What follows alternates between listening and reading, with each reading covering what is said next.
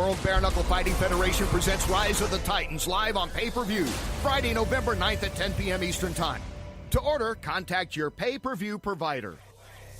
I'll beat your ass. Yeah. I'll beat your ass. I'll beat your ass. I'll beat him on God. Talk slick, move quick like a Hi, everybody. Welcome to the World Bare Knuckle Fighting Federation podcast, the official podcast. My name is Lee Honish. Today, I am joined by fighter Christina Marks of... Okay, so I look at one profile, it says Orange, but you've got an 858 number like me. So are you San Diego or are you Orange?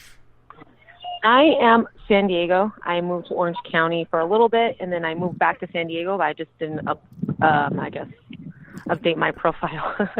So we're here to talk about your upcoming fight in the World Bare Knuckle Fighting Federation. You are very crazy. We were just talking about this before we started. This is really crazy stuff.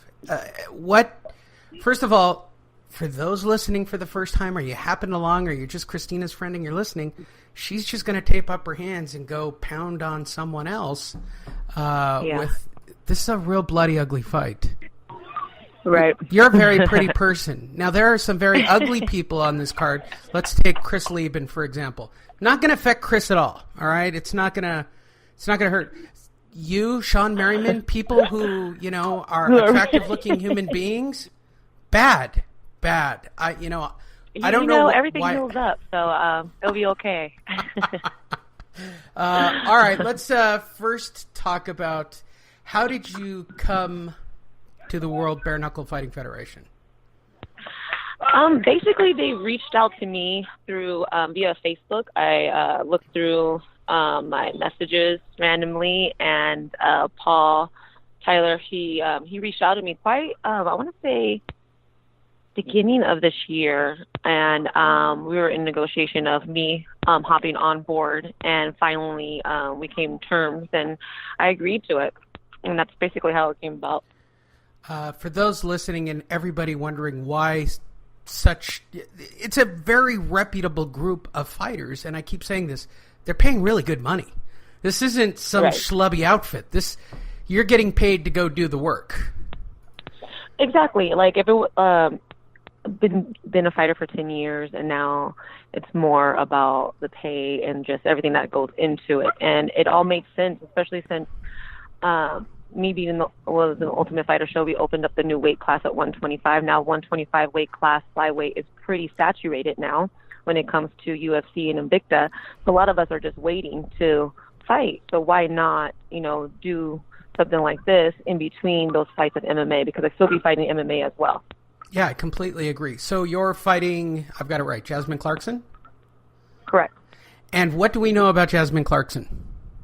I know Jasmine Clarkson is a boxer. She has quite a few boxing matches under her belt.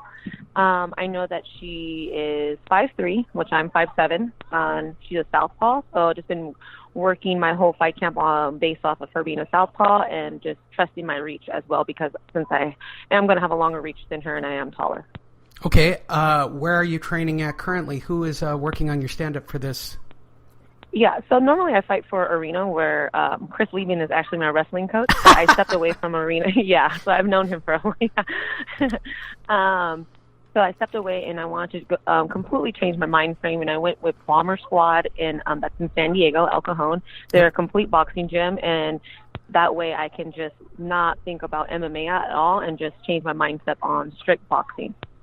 And how much time are you... So you've been spending time on boxing. How long has this camp been specifically? I've been in camp for almost 2.5, 3 months, because I was actually supposed to fight last month, and they pushed it off to November. So I kind of already knew this was going to happen, so I've been in camp for a while now. For those of you wondering in the background, Christina's son, right? I got it right, is playing baseball. Yeah, at the my moment. son. He's playing baseball. How old is he? He's 10. He's 10. All right. This is the thing I did for a friend of mine that I'm going to do for you. Let's document your history so it's out there on the web. So when he comes back and hears this one day, he will know the whole story of why mommy is crazy. Because you are. I tell everybody who does this, it's an insane sport. All of these are insane sports. How does it all start off for you? Where do you...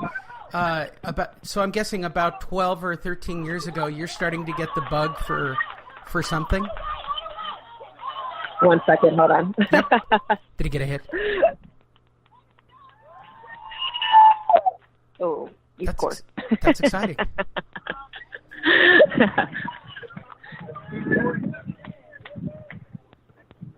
Okay, so All right. I actually started fighting 10 years ago. And as I just said, my son's 10, so I started fighting 2 weeks after I had him. So my son is really used to this. To him, fighting any of these fights is just, it's not like it's rare or anything to him. He's just like, oh, another fight. So, yeah, I started 10 years ago. My very first fight, he was 3 months old. And I started that with strict MMA. Okay, so the reason I bring up 12 or 13 years ago, something had to lead up to this. You, going into this, you had to have this. So you're training, I want to go back 15 years. When do you start training and actually getting the inkling, this is what I'm going to do somewhere down the road?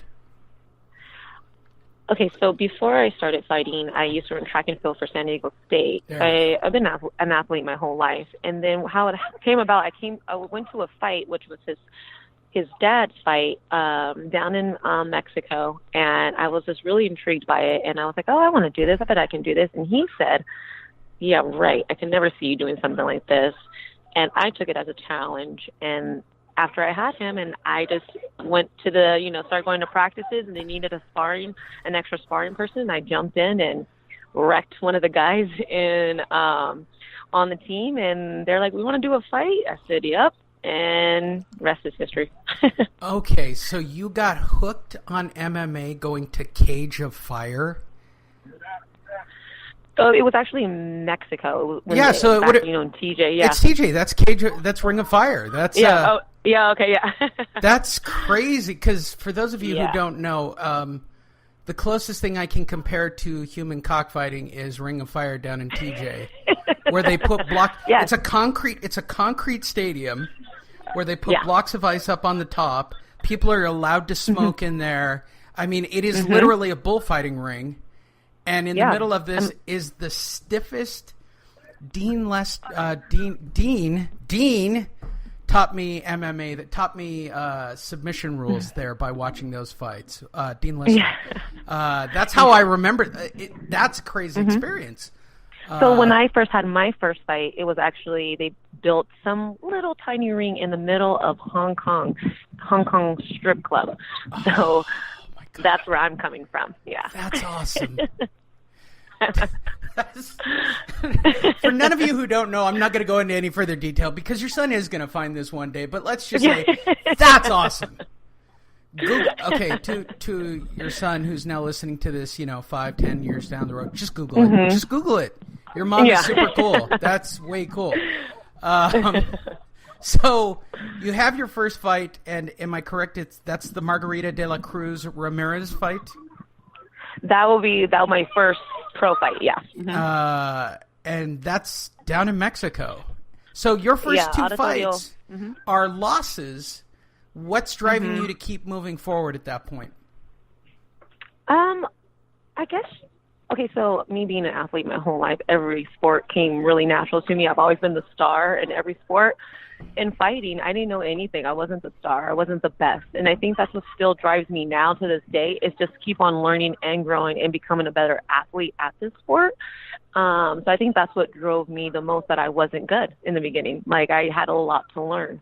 So, and just kept on going. Did I think it was going to change into my career and make it as big as it is now? No, because back 10 years ago, female fighters weren't big, Dana was saying he was never going to sign anyone. And so we didn't think much about it. And I took fights and I wasn't supposed to take, honestly, way too soon in my career. So I tell a lot of amateur fighters to actually make sure you protect your record and you choose fights wisely. And so I have some losses in my beginning career where if I would have looked at it then, I should have never took those fights. But, it is what it is. And everyone knows that I have never backed down from anyone. I'll bite on my mouthpiece and go. But now here comes the skills, and I think I'm such a more developed fighter now. Yeah, the struggle, because I have a brother-in-law who's a Olympic level pole vaulter. who I sucked into Oh, taking jujitsu with me, and he hated it miserably because he couldn't physically make it happen quick enough. I understand working with people like you who are natural athletes who you just enjoyed all the aspects of it. He could never wrap his brains around not being successful at it very fast. But in fact, for you, you lose 5 out of your first 7 pro fights. That's a really special mechanism to continue to want to get better and succeed. Yeah, for some people might want to quit. For me, it just made me, drive me more and to do better. And I think that's what mainly drives me, because so much comes so easily to me, and it just didn't come that easy to me. So I'm excited to learn and grow all the time. So I'm guessing at this point you're starting to work heavily on your ground skills, because you're losing mostly by submissions in the early days. Right. Who's starting to work on your grappling at this point? Where do you get your skills from in the early days? Well, in my beginning of my career, I came from a fight gym where everyone was more Muay Thai. So everyone knows that I'm more of a Muay Thai fighter. Like, my kicks are crazy. So then when I moved to Orange County, I noticed I needed to change camps, and that's when I started doing jiu-jitsu. I'm actually a purple belt in jiu-jitsu now. Obviously, I still like to stand up. But even going into the Ultimate Fighter, because when I moved down to 125, I was on a 3-fight win streak. And then I went to the Ultimate Fighter, and I noticed I wasn't picking up the wrestling ass part. Like, I had my jiu-jitsu, I had my stand-up, but the wrestling I didn't get.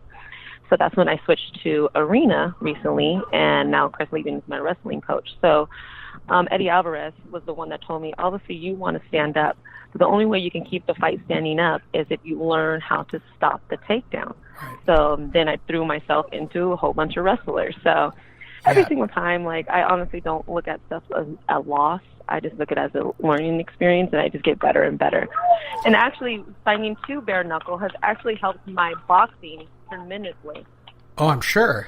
Because in boxing, you have, or even in you have gloves over your hands, so you're allowed to not turn your punches correctly or be kind of sloppy. But when it comes to bare knuckles, you have to be very technical. You can't be sloppy with any of the punches. And I honestly, I've been telling everyone, like, the Christina Marks today would beat the crap out of Christina Marks in my last fight, because my stand-up is crazy amazing now. So I want to get back to the bare knuckle thing, but I want to ask about the wrestling. Basically what Eddie told you, the Wolverine, told you was to wrestle up. And most people don't know this, and I've had this discussion forever. I said, Chuck Liddell's the best wrestle-up guy that there was in the business till he got slow. It's a skill set when you look at it. Fedor kind of demonstrated it in the last fight, trying to stay up on his feet. If you're coupling all these skills together, how much time are you putting into... I know you're getting ready for this fight, but wrestling's kind of like a weird lifetime commitment to being good at it. It is. Right, it is. It's not like jiu-jitsu for a strange way. I don't understand. I'm a wrestler and a jiu-jitsu guy, and I've said this because people have asked me, are they the same? I said, kind of, but not really. Wrestling is... Right. It's I was just at the amateur championships out in Vegas this weekend, and I watched those kids. They love being on the grind and doing that day in and day out. That's borderline psychotic at that age. How is it for you? Because I don't think you can take time off from working on that stand-up game to get to the point where you can be the devastating striker that you're going to be.